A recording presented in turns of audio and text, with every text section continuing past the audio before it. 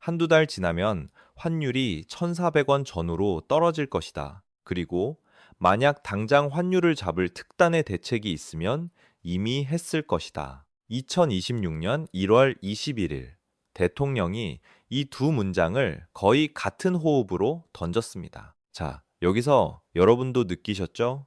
뭔가 이상합니다. 한 입으로는 곧 내려간다는 확신을 말하면서 다른 한 입으로는 지금은 할 게 없다는 식으로 들리니까요. 그런데 더 이상한 일이 벌어집니다. 그 발언이 나오자마자 장 초반 1,480원대를 찍던 환율이 순식간에 1,460원대로 급락했어요. 말 한마디로 시장이 10원 넘게 움직인 겁니다. 여기서 많은 분들이 착각합니다. 와, 역시 대통령 한마디면 환율이 떨어지네? 아니요, 솔직히 말씀드리죠. 환율은 대통령이 원한다고 떨어지는 게 절대 아닙니다. 환율은 태풍 같은 거예요.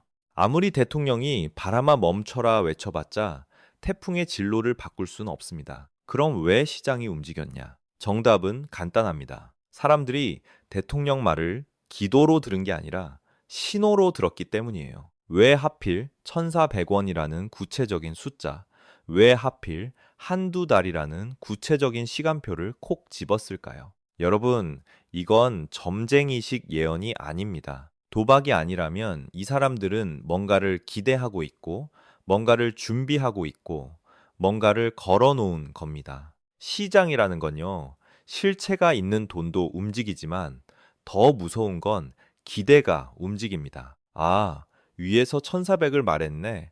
그럼 위에서 뭔가 하긴 하겠구나. 이 한 줄의 기대가 달러를 사려던 손을 잠깐 멈추게 만든 거죠. 오늘 우리가 할 일은 명확합니다. 정부가 공개하지 않은 의미를 찾아내는 겁니다. 표면만 보면 손 놓고 있다처럼 보이는데 물밑에서는 세 가지 큰 작업을 동시에 치고 있습니다. 문제는 이 작업들이 정상적인 시장 메커니즘이 아니라 정부의 강력한 개입으로 보인다는 점입니다.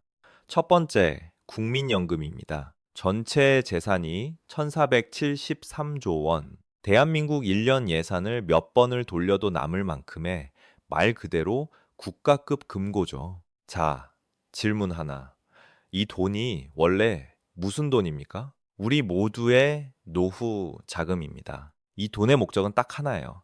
최대한 높은 수익률을 내서 미래 세대에게 연금을 지급하는 것. 그런데 지금 시장에서는 이런 관측이 나옵니다. 정부가 이 돈을 환율 방어용 탄약처럼 쓰려는 거 아니냐.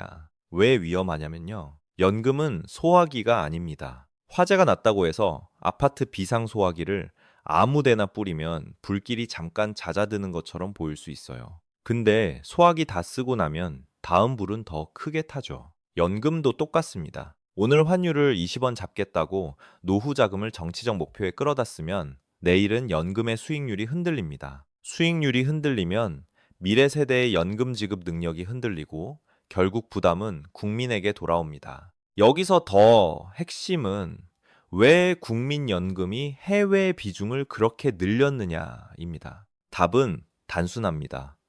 돈이 되는 곳으로 갔기 때문이에요. 미국 시장이 한국 시장보다 수익률이 높았고 성장 산업이 몰려 있었고 유동성이 컸으니까요.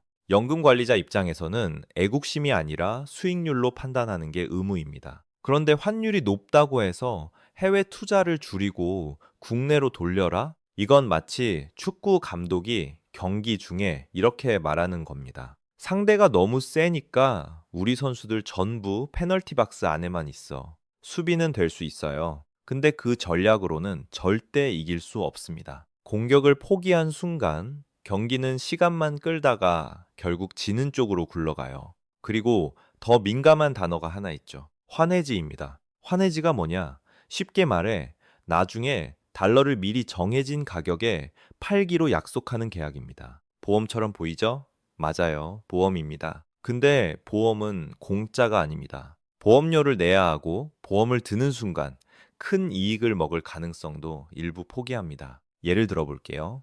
환율이 1,450원일 때 앞으로 1,450원에 달러 팔겠다라는 계약을 걸어두면 환율이 1,500원, 1,550원으로 올라갈 때 얻을 수 있었던 추가 이익을 포기하는 겁니다. 그러니까 환해지는 위험을 줄이는 도구이지 수익을 늘리는 도구가 아니에요. 그런데 정부가 환해지 비율을 올리라고 압박한다는 말이 나오는 순간 시장은 이렇게 해석합니다. 아, 정부는 지금 연금 수익률보다 환율 숫자가 더 급한가 보다. 이게 바로 관치 논란이 나오는 지점입니다. 정권이 필요할 때마다 공적 기금을 정책 목표에 맞춰 움직이게 하면 시장은 그걸 원칙의 훼손으로 봅니다.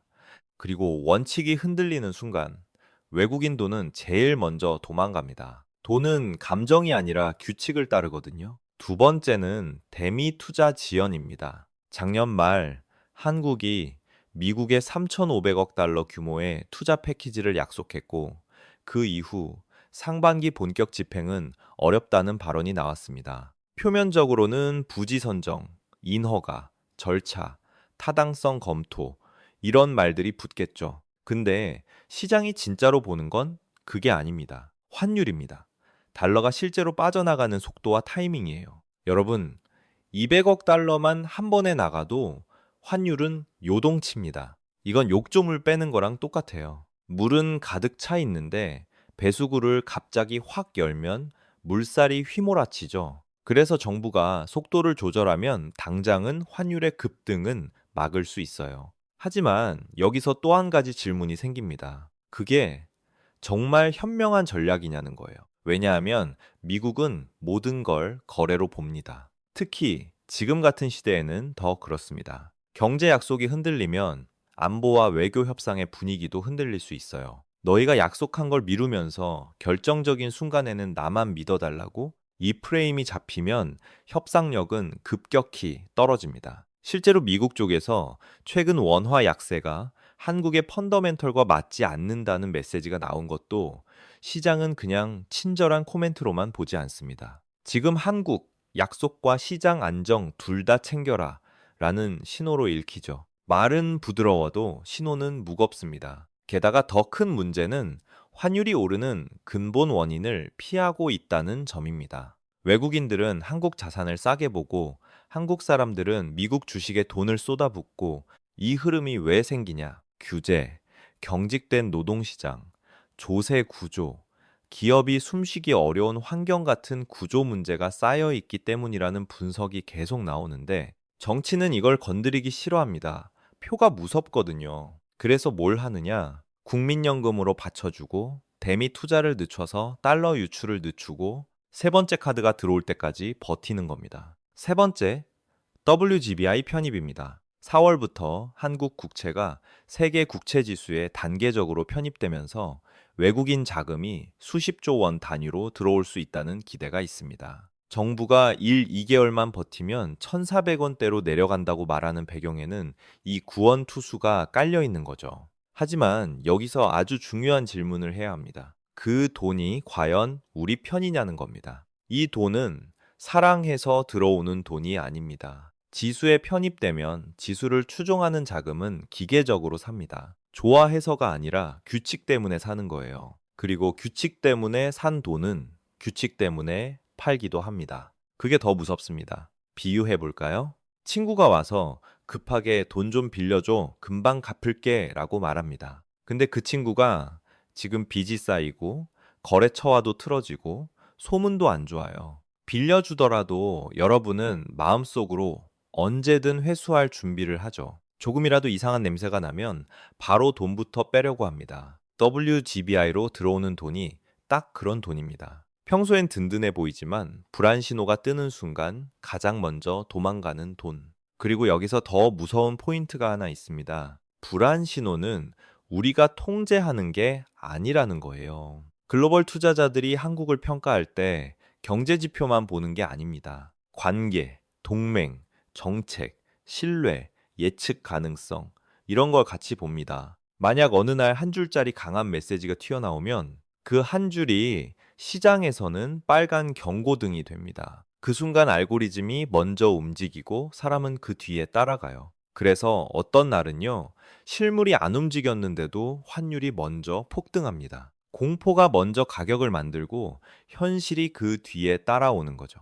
그럼 진짜 환율 안정은 뭘로 이루어지느냐? 정답은 가격을 누르는 것이 아니라 돈이 자연스럽게 들어오게 만드는 겁니다. 외국인들이 한국에 장기 투자하고 싶게 만들어야 합니다. 기업들이 숨쉬게 규제를 정리하고 노동시장을 유연하게 만들어 고용과 구조조정이 자연스럽게 돌아가게 하고 세제와 제도를 예측 가능하게 만들어야 합니다. 그래야 달러가 공포에 의해 들어오고 나가는 게 아니라 기대와 성장에 의해 들어옵니다. 지금 정부가 하는 방식은 응급실에서 진통제만 계속 맞는 것과 비슷합니다. 통증은 잠깐 잡힐 수 있어요. 근데 병의 원인은 그대로 남아있죠.